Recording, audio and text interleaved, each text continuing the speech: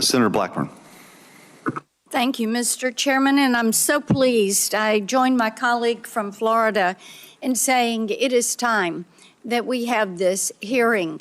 All across Tennessee, I hear from people every single week that say, what was really going on in the White House, and why would no one say anything when, with your very own eyes, you could look at any of the footage and see what was transpiring with President Biden. And I think the fact that many of his own cabinet members knew that he was not fit to serve and that there was a cabal behind the curtain who was making all the decisions. It is so offensive to the American people. And it's not something that is a partisan issue. As I talk with Democrats, many of them have lost faith in what they thought was going to be a very moderate Joe Biden administration, and it turned into be the far left Bernie Sanders version of the Democrat Party that was using the auto pen and making decisions and committing our great nation to policies that the American people did not support and would never have supported.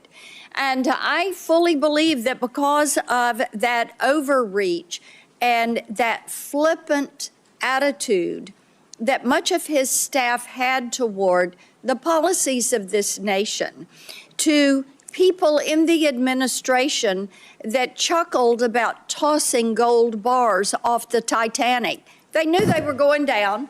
They knew they were going to be found out. And they probably knew at some point there would be a hearing like today, and the other side of the dais would be completely empty because no one can defend what they did. Mr. Wold, I want to come to you for a moment and talk about something that was really a disturbing revelation from the Tapper Thompson book. And you know, this is part of the thing. Now we're finding out the media was all a part of the joke.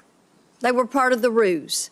They were part of the fraud that was pushed forward. A Biden staffer told the authors that Biden just had to win and then he could disappear for 4 years. That's all they needed to do.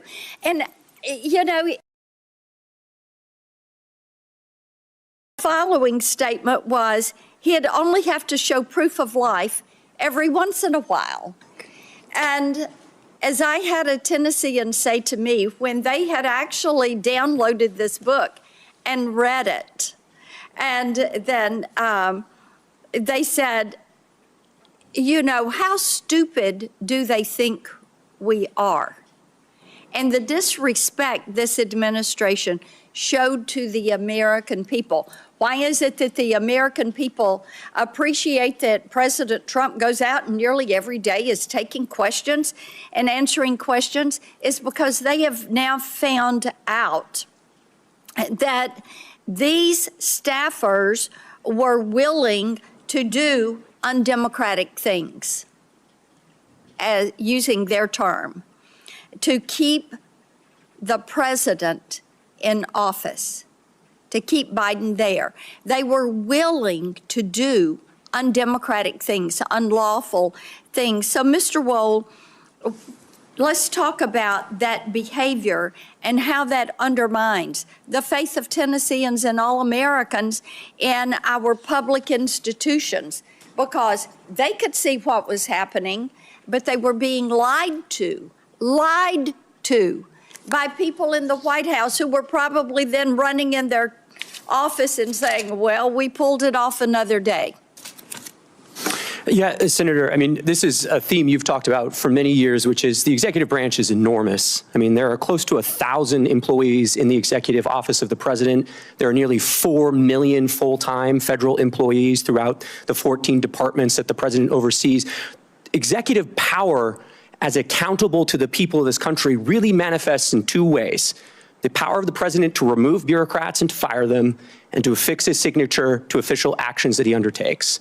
And so when the Washington establishment says something to the effect of, well, democracy dies in darkness, yes, it does when there are staffers, the media, cabinet officials, senior advisors to the president who all create a covering sort of shroud of darkness that obscures who is actually making the decisions. And one other thing I'll just say very quickly, a number of your colleagues on the Democrat side have said, well, there's an OLC opinion here.